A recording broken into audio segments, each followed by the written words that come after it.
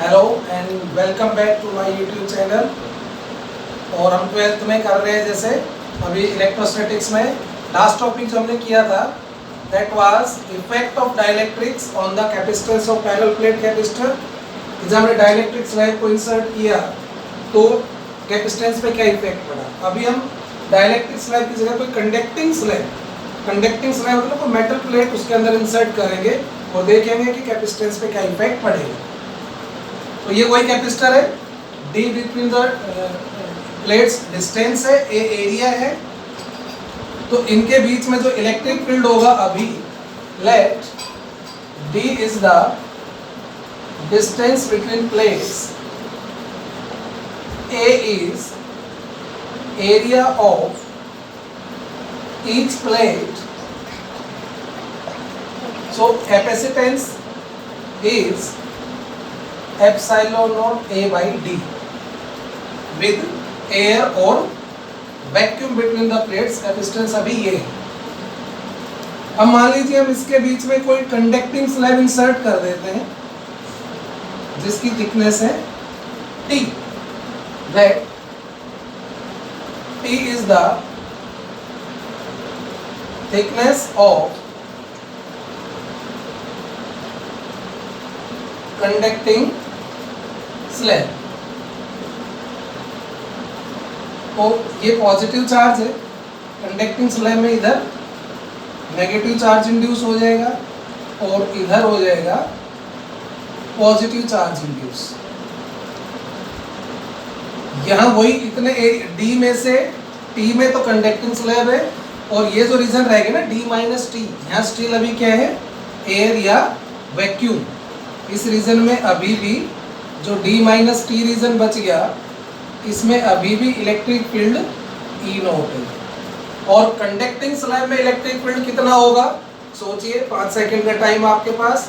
1 2 3 4 5 सोच लिया कितना है, चलो टैली करते हैं। कंडक्टिंग स्लैब के अंदर इलेक्ट्रिक फील्ड होगा 0, कंडक्टर्स के अंदर इलेक्ट्रिक फील्ड 0 होता है। So now what will be the potential difference? Potential difference between plates कितना होगा? V is equal to E not. अब E नॉट इलेक्ट्रिक फील्ड तो कितने रीजन में है?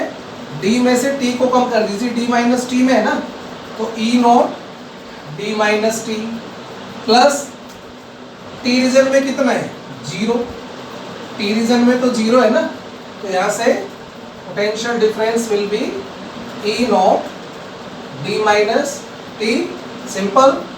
और हमें ये पता है कि ई नॉट जो है वो सिग्मा बाई एप्सिलॉन नॉट और सिग्मा क्या होता है Q by A, charge upon area. So V is equal to ये रखेंगे ई नॉट की जगह हम Q upon epsilon naught A into D minus T. Let C is the new capacitance. So what will be C? Q by V, Q charge और V नया potential, तो V की जगह ये रखेंगे Q upon epsilon naught A into D minus T. So ये cancel, ये ऊपर जाएगा, it becomes epsilon naught A upon D minus T. अब आप अगेन देखिए epsilon A by D with air और वैक्यूम, और यहाँ है epsilon A by D minus T, denominator कम हो गया, कैपेसिटेंस बढ़ गया। So again capacitance increases, capacitance increase हो जाएगा। ओके यहाँ तक ठीक है। अब क्या होगा कि यदि पूरा रीजन हम भर दें कैपेसिटेंस से, if T is equal to D, that is entire region between plates is filled with conducting slab। तो T is equal to D करेंगे तो देखिए क्या होगा, T is equal to D करने पे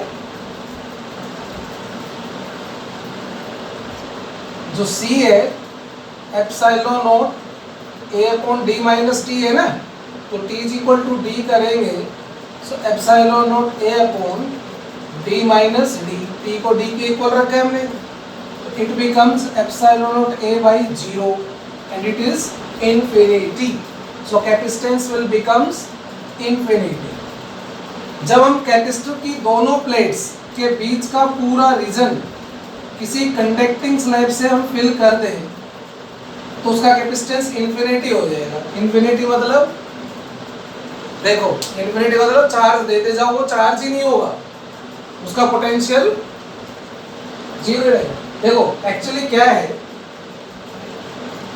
कि जब पूरा रीजन हमने भर दिया, मान लो बैटरी से हमने कनेक्ट किया चार्ज करने के लिए, चार्ज कर रहे हैं, तो बैटरी क्या करती है, इलेक्ट्रॉन मान लो इधर से लिए और इधर दिए, बीच में कैसा मीडियम है कंडक्टिंग, वो इलेक्ट्रॉन वापस यहाँ भाग जाएगा। बैटरी इलेक्ट्रॉन को यहाँ से इधर ला रही है और कंडक्टिंग स्लैब वो इधर भाग जाता है, तो ऐसे तो बैटरी कभी उसको चार्ज कर ही नहीं पाएगी। तो ये तो वो बात होगी ना, मटका नीचे से फूटा पड़ा है, क्यों भाई, ये जैसे मटका है और हम इसको भर रहे हैं टैप से, तो टैप से भरेंगे तो ये कब तक भर जाएगा, कितनी कैपेसिटी होगी इस मटके की, इन्फिनिटी, क्योंकि जितना पानी ऊपर से डाल रहे हैं उतना नीचे से निकले जा रहे हैं, तो ये कभी भरेगा ही नहीं, तो मटके की कैपेसिटी क्या हो गई, इन्फिनिटी। ओके, तो ये टॉपिक आपको क्लियर हो गया। दो टॉपिक हमने किए, कंडक्टिंग स्लैब और डाइलेक्ट्रिक स्लैब का, कि कैपेसिटेंस पे क्या इफेक्ट पड़ेगा। अब हम अपना नेक्स्ट टॉपिक करेंगे अभी, और वो है सबसे इम्पोर्टेंट टॉपिक जो 101% एग्जाम में आता है, चाहे वो CBSE एग्जाम हो हरियाणा बोर्ड हो, energy stored in the parallel plate capacitor.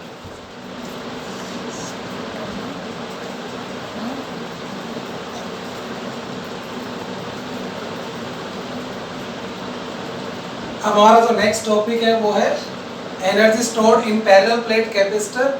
Very important topic, 101% exam में ये आता है, तो इसको आप अच्छे से करेंगे।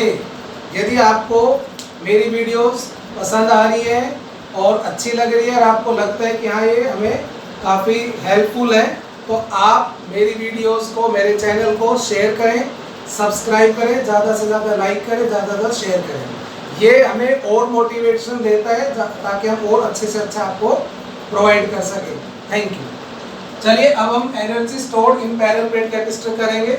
अब देखो एनर्जी स्टोर्ड, मैं आपको एक चीज़ पहले बता चुका हूँ, आज फिर बता रहा हूँ। जब भी हम किसी एनर्जी के एक्सप्रेशन के बारे में बात करते हैं तो उस एनर्जी के लिए हमें किसी वर्क का डेरिवेशन करना पड़ता है। कोई भी एनर्जी का फॉर्मूला आप देख लो, किसी भी एनर्जी का फॉर्मूला ज़्यादातर हम कैसे करते हैं, उस एनर्जी के लिए रेस्पॉन्सिबल या उस एनर्जी के अगेंस्ट में किया गया वर्क उसकी फॉर्म में करते हैं। चाहे हमने काइनेटिक एनर्जी का एग्जांपल लिया, 11th में काइनेटिक एनर्जी का एक्सप्रेशन हमने किया था, तो काइनेटिक एनर्जी का एक्सप्रेशन कैसे करते थे कि बॉडी को जीरो से या रेस्ट से जीरो से वेलोसिटी बढ़ाकर v देना है, इसके लिए हमें कितना वर्क करना पड़ता है, वो वर्क उसमें काइनेटिक एनर्जी में स्टोर हो जाता है। तो हम वर्क निकालते हैं और कहते हैं कि ये एनर्जी का एक्सप्रेशन है। ऐसे पोटेंशियल एनर्जी का, ग्रेविटेशनल पोटेंशियल एनर्जी का, कि भाई अर्थ सरफेस से h हाइट पर किसी ऑब्जेक्ट को उठाते हैं, कितना वर्क करना पड़ा हमें, वो उसमें पोटेंशियल एनर्जी की फॉर्म में स्टोर हो जाते हैं। और एक एनर्जी और भी की थी हमने, इलेक्ट्रोस्टैटिक पोटेंशियल एनर्जी, कि दो चार्जेस को जब हम इन्फिनिटी से पास में लाते हैं तो उनको पास में लाते हैं अगेंस्ट रिपल्सिव फोर्स, या दो अपोजिट चार्ज को दूर लेके जाते हैं अगेंस्ट अट्रैक्टिव फोर्स। इसके लिए हमें कितना वर्क करना पड़ता है, वो उस सिस्टम की एनर्जी को रिप्रेजेंट करता है, उस एनर्जी के इक्वल होता है। तो यहाँ भी हम कोई ना कोई वर्क करेंगे, किसी ना किसी के अगेंस्ट में वर्क करेंगे जो इसकी एनर्जी को शो करेगा, इस एनर्जी का एक्सप्रेशन आएगा। तो देखिए एनर्जी स्टोर कैसे होती है, पहली बात तो ये देखिए, ये मान लीजिए कैपेसिटर है, एनर्जी स्टोर होती है जब इस कैपेसिटर को हम चार्ज करेंगे तब। तो चार्ज कैसे करते हैं कि एक प्लेट को हम किसी सोर्स, जो हमारे पास बैटरी या सेल है, उसके पॉजिटिव से कनेक्ट कर देते हैं और एक प्लेट को नेगेटिव से कनेक्ट कर देते हैं। ठीक है, तो बैटरी क्या करती है, एक प्लेट से इलेक्ट्रॉन को दूसरी प्लेट पे ट्रांसफर करती है, और इलेक्ट्रॉन ट्रांसफर होते हैं तभी तो चार्ज आता है। तो मान लीजिए बैटरी इलेक्ट्रॉन यहाँ से लेके इधर लेके जा रही है, तो इस प्लेट पे पॉजिटिव चार्ज आता है और इस प्लेट पे नेगेटिव चार्ज आता है। तो चार्ज जैसे जैसे इनमें बढ़ता है तो इनके बीच का पोटेंशियल डिफरेंस भी तो बढ़ेगा। मैंने आपको पहले भी समझाया था पोटेंशियल के बारे में कि जब इलेक्ट्रॉन इस प्लेट से इस प्लेट पे जाएंगे तो इसका पॉजिटिव पोटेंशियल बढ़ेगा, इसका नेगेटिव पोटेंशियल बढ़ेगा। कुछ याद आया? यानी कि इनका पोटेंशियल डिफरेंस बढ़ेगा। तो हम यदि चार्ज फर्दर इस प्लेट से इस प्लेट पे देंगे तो हमें उस पोटेंशियल डिफरेंस के अगेंस्ट वर्क करना पड़ेगा और वो वर्क इसमें एनर्जी फॉर्म में स्टोर होता जाएगा। जितने ज़्यादा इलेक्ट्रॉन ट्रांसफर होते जाएंगे उतना ही पोटेंशियल डिफरेंस बढ़ता जाएगा, हमें उतने ज़्यादा वर्क करते रहना पड़ेगा। और क्योंकि यहाँ पे पोटेंशियल क्योंकि फिक्स नहीं है, वे जैसे जैसे इलेक्ट्रॉन ट्रांसफर होंगे पोटेंशियल चेंज होता जाएगा, तो क्योंकि पोटेंशियल डिफरेंस भी चेंज होता जाएगा तो वर्क जो हम करेंगे वो simple potential difference into charge नहीं कर सकते, क्योंकि पोटेंशियल डिफरेंस की वैल्यू फिक्स नहीं है।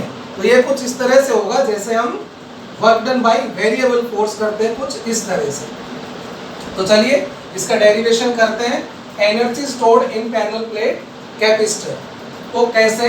व्हेन, मैं एक लाइन इसमें लिखता हूँ, हालांकि आप जो एग्जाम में ये आता है तो आपको ये सब लिखने की जरूरत नहीं है। एग्जाम में ज़्यादा लिखोगे ज़्यादा मार्क्स मिलेंगे ऐसा बिल्कुल नहीं है। उसमें मेन कंटेंट आपका कैसे है वो मैं बताऊंगा कि इस डेरिवेशन में आपको कितना लिखना है, ठीक है? जो मैं लिखूंगा सारा वो सब लिखने की जरूरत नहीं है। When a capacitor is charged, क्या करना पड़ता है? Electrons are transferred, electrons are transferred from one plate to another plate by battery और सेल, जो भी सोर्स है, ठीक है? इसके कारण क्या होता है? Due to which a potential difference developed between two plates and work has to be done in giving charge। फिर पोटेंशियल पे इलेक्ट्रॉन ट्रांसफर करते हैं तो पोटेंशियल डिफरेंस डेवलप हो जाता है और फिर work has to be done ना, फिर वर्क करना पड़ेगा फर्दर चार्ज को इलेक्ट्रॉन को ट्रांसफर या चार्ज को ट्रांसफर करने के लिए।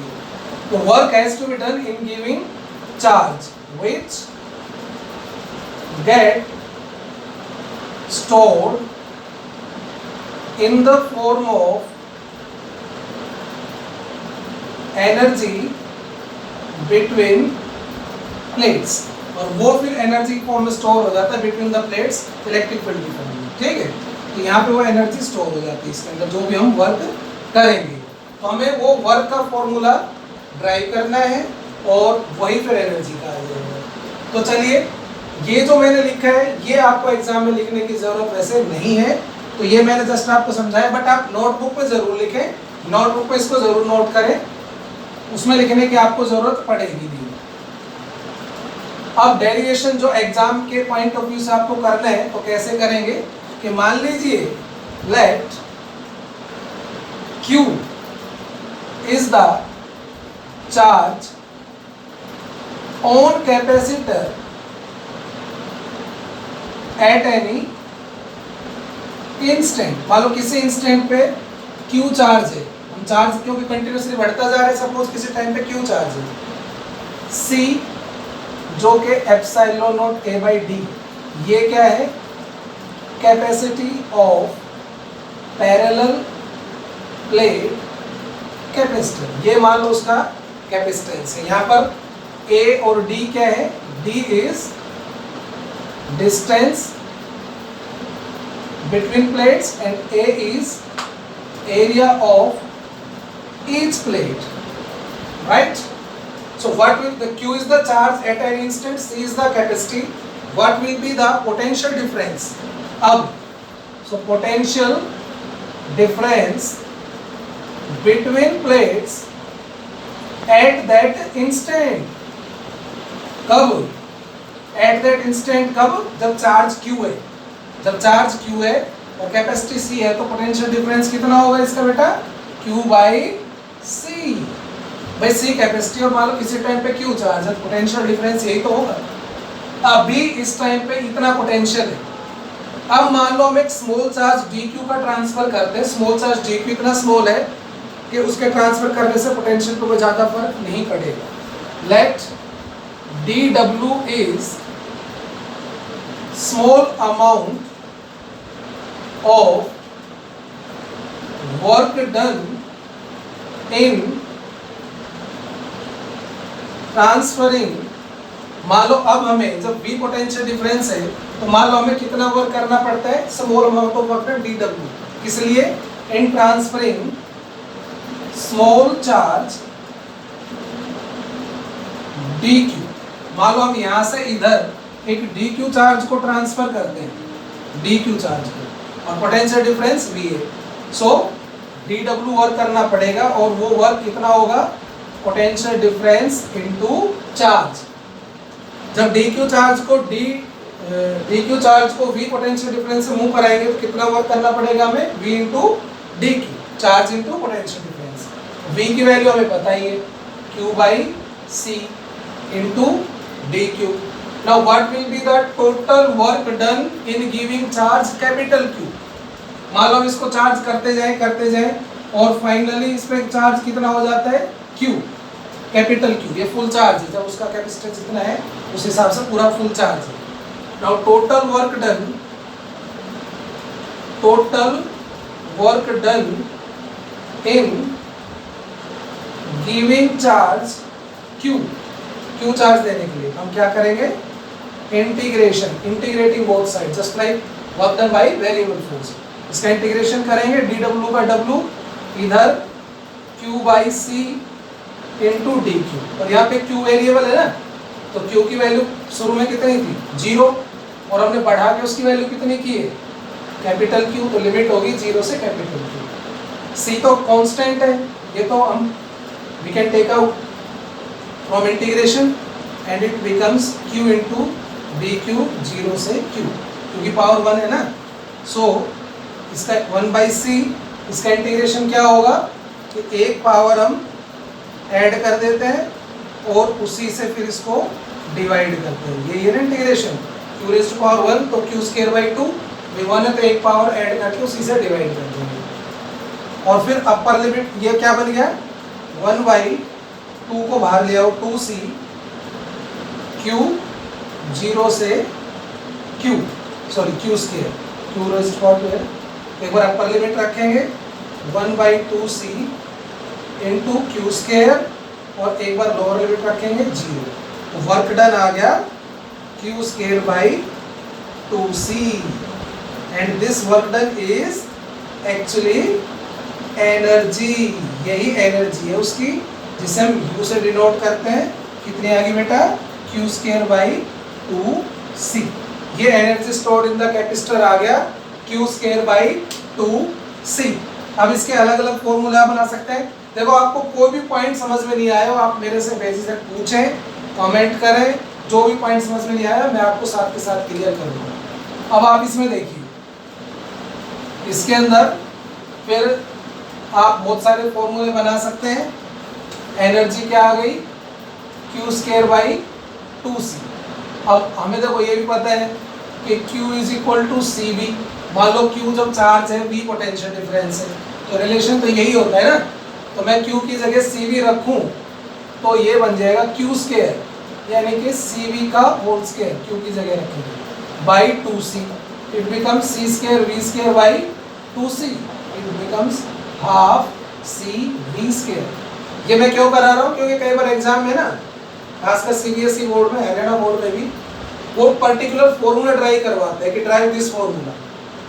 अब ड्राइव तो आपका यही होगा, ये तो बाद में बनाना पड़ेगा, ड्राइव दिस फॉर्मूला। अब ये फॉर्मूला कैसे बनाओगे, ये फॉर्मूला तो ये बनना है, तो कई बार बच्चे कंफ्यूज हो जाते हैं, छोड़ देते, बोले हमने किया ही नहीं। तो आपको ये फॉर्मूला करके और फिर ये रख के ऐसे करना है। अच्छा, यहाँ हमने q की वैल्यू रखी है ना, हम यहाँ पे c की वैल्यू रख सकते हैं। Also c is equal to q by V है, तो एनर्जी देखिए q square by 2c, c की जगह q बाई वी एक क्यू कैंसिल हो जाएगा, v ऊपर चला जाएगा, तो क्या बन जाएगा q into V by two, half Q V, Q square by two C है ना, q बाई वी, तो ये भी है Q square by two C, half C square half Q V. तो ये एनर्जी है, एनर्जी का एक्सप्रेशन है जो एग्जाम में ज़्यादातर आते हैं। आपको किसी भी तरह का कोई डाउट होता है तो आप पूछें, और आप वीडियो को लाइक करें, ज़्यादातर शेयर करें, सब्सक्राइब करें। Thank you so much.